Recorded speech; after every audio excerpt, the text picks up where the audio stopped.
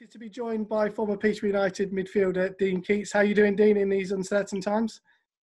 Not too bad, thanks. Not too bad. Staying as healthy and as safe as possible, and I hope everybody else down in the Peterborough areas too. Let's talk about your time at Peterborough. Obviously, you joined from Walsall. What can you remember about the transfer itself, and what attracted you to Peterborough at the time? Because obviously we were a League Two club. Yeah, I got a lot of abuse for joining from a League One club that just got, a League Two team that just got promoted. No, I can remember, obviously, I had a great season at Walsall, my hometown club. We just got promoted, won the league. Obviously, Peterborough came in for me. Daz, had a meeting with Daz, the gaffer, and he sold everything to me. He sold himself, he sold the club, the vision he wanted to do. And he promised me at the end of the season I'd be in League One. And if not, on the back end of the day, he said within the 3-year contract was signed, he was looking at playing Championship football. And he was true to his word. Was it a difficult decision, as you say, to do, though, given the fact you just got promoted? Because, as you say, you knew you were going to get abuse. Yeah, look, it was hard. I mean, I had a good season. Personally, we've been through a lot as a family. My own family, I'd lost my mum to cancer that season. And I'd probably had the best season of my career on a pitch. Maybe just coincidence with everything that was going on for us personally. Scored goals from midfield, etc. Something I hadn't done before. And it was Daz, the vision he sold me about the club, the direction he wanted to take it, and himself really. And that was my biggest buying. He'd done his own work on me. He spoke to me about games. He'd had me analysed in, etc. All them kind of things. So he'd done his own work on me. And obviously the vision he sold, I wanted to be a part of that. Yeah, you and Chris Westwood in that particular season, the first season, and Micah as well, were a little bit different to what the rest of the squad was. Obviously, the main aim was young and hungry and with a splatter of experience. Did you feel a bit of pressure given the fact there was only yourself and a couple of others that had that experience? Yeah, as you said, it was me, Heidi, obviously Westy came down with me from Walsall. We were strong characters. Mike was a few years older than us. He played at the top. I bounced around League One, one of the brief appearances in the Championship with Walsall a few years before, etc. So me and Westy come down with a lot of experience of knowing competitively what that division was about and how to get promoted out of it. And it was a great bunch of lads. As you said, we were probably a bit different to everything, but I think if you look back at it, it was a great model that the club had. And you got the spine of a team with experience, the know-how, etc. And you had the rawness and the hungerness of the younger lads who want the opportunity of not at games, say, like Charlie, who'd come from Tottenham, and then you had the lads like Boyd, who'd come from non-league, Maka, and obviously and Mikhail as well. So it was a good mix. What was the dressing room like in the early part of that season? Did you feel that it was a dressing room that could get promoted? I don't know. You tell me what it was like in the dressing room. You spent a few unfortunate incidents in there. No, look, it was a great bunch of lads. I mean, the first time I met the players that season, it was at Luton Airport. We flew straight out to Marbella. We had a training camp out there with the chairman, met the chairman, etc. And so I think he kind of went well from there because it was you're away from a safe environment of being just at the football club and going home, etc. We had to integrate. Within 7 days, you got to know somebody personally, etc. Spent a lot of time with each other, and so obviously it laid good foundations for what went on to be a successful season for us. Obviously, the season culminated in promotion thanks to your goal at Hereford. You actually scored, I think, a goal against Chester in a 1-0 win about a month or so earlier than that. As you got towards the end of the season, obviously nerves would have been kicking in. How important were those grinding 1-0 wins against teams like Chester, for example? Yeah, look, as you said, it was towards the end of the season. That was probably my better part of that first year. It was pretty horrendous, just up leading until Christmas. No, I mean, look, it's you get promoted over the course of the season. You get consistent, and the players were consistent, as a team, as a group, as a squad. We're all challenging, competing, getting into the starting 11. And as you said, there was games about that knowledge, the experience that the likes of myself and Westy, and as we just said, ID and all that. That experience was vital in them games, and like when you grind it out, and you had flair players, no better than George, like who could create magic and do something from nothing. And with that balance that we had, we always knew that we'd win football matches, and it was a confidence thing, and it just snowballed from the beginning of the season. Yeah, I don't think anyone really expected to get promoted at Hereford. I know that a lot of fans travelled because it was possible to do so, but I don't think anybody would have put everything aligned that we would do it on that day. As it turned out, it was a diving header from the smallest man on the pitch. Yeah, well, I think the Chester goal was a Chester goal. No, it was a penalty, wasn't it? Yeah. I can't remember. It was an header. No, look. Obviously, I think it was Welps. If I remember right, it was Welps. He's another one where we could talk about the younginess. He came in, and one thing about Welps, he always delivered the ball quite early. We got early balls into the box, so I gambled. I ran off the back of my man. I think it was Tam in the end, Diagora, who eventually joined us. And I speak about now as a manager, as a coach, and you get coached. His thing, you have to make sure the three areas of the goal are covered. Somebody gets across the near post, somebody through the middle, somebody around the back. Obviously, midfielders try and make a penalty spot for any knockdowns. I saw there was a space on that near post. When the centre forwards had taken, I just gambled on the back end of it, and as I said, Welps put in a great ball, and I ended up doing a diving header about an inch off the floor, I think. And look, fortunate enough for myself, myself and the club, he'd ended up going in, and as I said, it was a great experience for me to score that goal. But as I said, what you achieve at the end of the season, he's won over the course of the season. Yeah, and in terms of that travel back to Peterborough on the coach, I'd imagine that was a good place to be. Yeah, for the lads. I mean, look, for me, it weren't the best, if I'm honest. My son wasn't too old. He'd had a bout of chickenpox, and he'd been rushed into hospital. So I was four cans deep, if I'm honest. The buzz was bouncing, and I got a phone call that my lad had just been rushed into hospital. So obviously then I was like literally stopped drinking, got back to Peterborough. Somebody from the club gave me a lift to get back home as quick as I could, and then straight to the hospital. And obviously then the rest of the lads were out celebrating around town, and I was stuck in Peterborough Hospital with my lad who his temperature gone soared on the back end of having the chicken pox, and we kept him for a few days with it. So no, I didn't have a great night. I guess the summer was an interesting one as a player, because getting out of League Two, the way that the model of the football club was all well and good, but they'd already spoken about the fact they wanted to get promoted again. Did you believe that could have been done with the group of players that they had at the time? Yeah. I mean, look, I was 29, so I was in my peak. The talk about from 28 to 30 now, you peak. Westy was the same age. Mike had just gone a little the other side of that, but we had quality in the group, and that season that we just had, for the younger lads who came through from non-league, etc., or the lads who'd come from like Charlie, or anybody who came from like an established Premier League club who had the opportunity there, they'd had the taste and what it's about. And as I said, you look at football, a lot of teams who get promoted from the lower leagues down, it snowballs because it's that feel-good factor. You're on the back end of it, and everybody's going forward, pulling the same way. And yeah, the confidence was sky high, and we fancied ourselves from day one. There were some big clubs in that League One that year, though. Obviously, Leicester were in it, Leeds, I think, were in it. There were huge clubs. At what point in that season did you feel that it was on? As I said, you have to go about your business. You don't come out, you don't say things from day one, we're going to do this, we're going to do that, because people can't wait to ram your words down your throat. And as I said, we just momentum, just picking up points consistently. We'd have good performances, and you'd have the performances that we just spoke about that you had to grind out. And we had a balance that we could do that. We could go mix it. We were fit. We were a fit young group. They were hungry. The desire, everything was there, the basics. And as I said, there was quality. There was quality in that team. We had players up top who could score goals. And we had players at the back who were prepared to put the body on the line to keep it at the back of the net. And you had a free kick taker in a certain Dean Keates, who pretty much, I mean, what a way to end the season. We were losing against Swindon, I think, on that final day. It was all set up, wibbly wobbly men, the medals, etc. And then last kick of the game, pretty much, he managed to curl a free kick over the wall into the back of the net.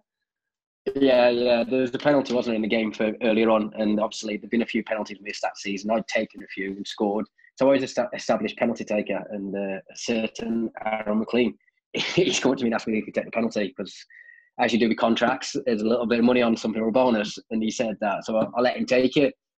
And after the game, the gaffer went mad at me for letting him take it. But look, fortunate enough, we got a free kick, and to get promoted, it's always amazing, but to get promoted on the back end of a defeat would probably not taking the shine off it, but it'd just been like, oh, you've lost a game, a bit of a dour taste.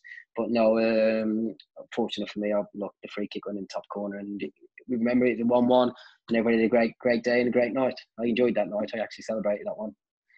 And obviously then the summer going into the Championship, as a player, obviously prior to the season in the Championship, everything was looking rosy, and I guess you thought, you know, if we get a few more in, we've got a chance of staying up and potentially getting mid-table. Yeah, look, that's always got to be the thought. I mean, as I said, the momentum was there. It was it was going in to be new for a lot of players. Obviously, Westy moved on at the end of that season. Micah had gone as well, so I was probably the most experienced player at the group. And I'd played twice. I think I compiled around 30 games over my 2 early stints in the Championship of Warsaw, but it completely changed. And so, yeah, you have to make sure, right, your main aim beginning of that season, it was 2 seasons before we were chasing, we'll get promoted. The main aim that season, right, we'll go, we'll be confident, but we have to make sure come the end of the season that the main objective was to be still a Championship team, but you just never know where it goes. But obviously, as I said, I ended up leaving halfway through that. Yeah, you actually scored at Newcastle, which ultimately ended up being the Gaffer's final game. Obviously, after that, as you say, it all went a little bit Pete Tong. But the game against Newcastle, playing in it, what kind of experience was that? Did you know something was amiss?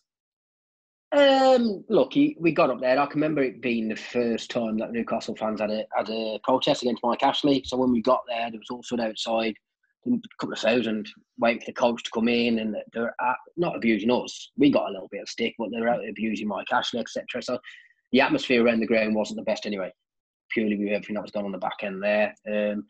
Look, we prepared for it the same way as you do any team that comes up. It's a consistency. We hadn't been regular winning games and consistently picking up points, and people at football clubs make decisions on the back end of that. And for myself, I scored up there, but look, at the end of the day, I think we lost 5-1. I can remember walking out there.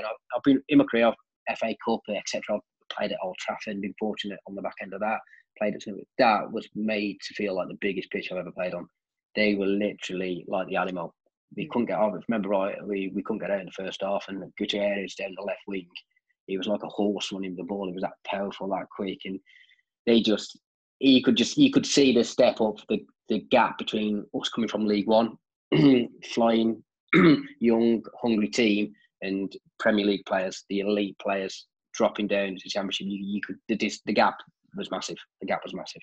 As I say, unravelled a little bit from there. We won't sort of go into, obviously, the departure and all that kind of stuff. But during that time that you were at Peterborough, you played with so many young players, so many talented players. Who was the best player you played with at Posh, and who was the most underrated, who perhaps didn't get the attention they deserved for the success we had? Good question. Look, it'd be hard. I mean, look, Aaron got goals, Craig got goals. For me, it was probably George. He went on. He played how he was in the Premier League. Was how he was at Peterborough. He's like his work rate. He was always there, but there's always that quality there, and that's why he's still going now. And he's a fit lad, but just he's still the same now. Somebody I still keep in touch with. Like the majority of the squad, it's not pally, but the odd message at certain times of the year, etc. And I have no doubt if we got back together, not one of them would have changed how they are personality wise. Underrated. Ooh. I don't know. I think it was probably a fair share, wasn't it? Really, it was. I can remember it being quite. There was a vocal group, and it was probably the start of this breed of football players. Are they? Like the social media and all that was starting to picking up and all that. So yeah, I don't think anybody kind of got underrated on anything that they'd done. You had people who just come in and went about the business. You have them, and I was one of them. But you know. Probably fans underappreciate some players, but within a changing room, then players are never underappreciated by the teammates because they know how they are. They might be that quiet person, but you know for a fact when across that white line, you'd have them in the trenches with you. What did you learn from a coaching point of view from Darren? Obviously, as a young manager starting out in League Two, he obviously got his opportunity and took it very quickly. And management's a fickle business. But what did you learn? Not half. What did you learn from him in terms of how he went about his business? No, just as I said, it's how he made you feel as a player.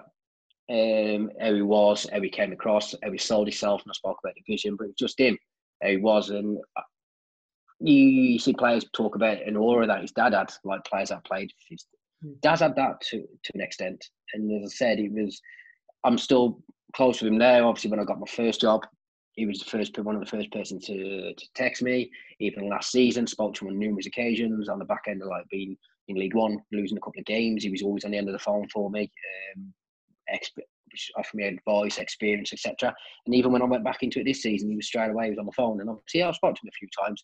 He was just how he was as a person, and this is just for me how he made me feel about myself, etc. And do you know what? I'd have run through brick walls for him as a player, and he was. That's how he was. Coaching wise, everything, you knew the setup, how we were, how we'd operate, etc. As I said, analysis side, we weren't massive in the game then. It's all changing that now, but he gave us the information. He just said as a team, he made you feel good about yourself and fill you full of confidence. And I think crossing that white line when you're in that mindset, you're confident, etc. You can go on and achieve things.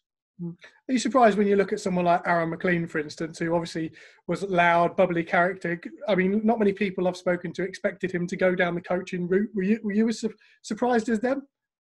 No, because his personality-wise, he's lively, bubbly. Within a backroom staff, he'd be a good personality to have around. That's how he is. As I said, like, that's his characteristics. He's always lively. So, look, he could be on the back end of a few defeats, etc., and it's a bit of a somber mood. He's a good person to have around. So, you know what I mean? He's finding that happy medium, which he will have now with his age and his experience and what he's gone on and done in his career. That when you know what, when you enjoy it and when you got to lift people, that'll be his role within the football club. And obviously he'll be learning off the gaffer and also learning off Strack. I mean, Strack's had some followed the gaffer around and he's been involved at a long time now. Strack as himself. So Aaron will be part of Aaron's journey in the coaching side. He'll be learning off two good people. You mentioned the social media age and everything. As a young manager now, do you often look at a business from the outside looking in and think it's a horrible time to be a manager because 25 years ago, what you had to deal with and what you have to deal with now, it's almost like, I suppose, each player is an individual person. You have to sort of coach them and then put it into a structure. Is that? Yeah, I mean, there's a lot gets said about it now. Obviously now with players and managing players, it's a lot different from when I was not just when I was at Peterborough. When I was before that, it's that side. And look, I say to my players now, beginning of the season, look, my advice is not to have it, in my honest opinion. Or if you do have it, I wouldn't go out verifying your account, or if you just want to float under the radar to say, because when it's good, it's good. It's unbelievable source, and it's a platform straight from A to B, from a fan or from the general public or anything like that, straight to the player. But when it's bad, it can be toxic. And look, this is me speaking from being on the back end of it. When I left Wrexham and I went down to Walsall, some of the abuse you get, you got people threatening to burn your house down and etc. like that, and they're going to beat your kids up. Even like at Walsall, we started there, now we're absolutely flying. I logged out my account. I'm still out my own account now. I'm not being back on it since.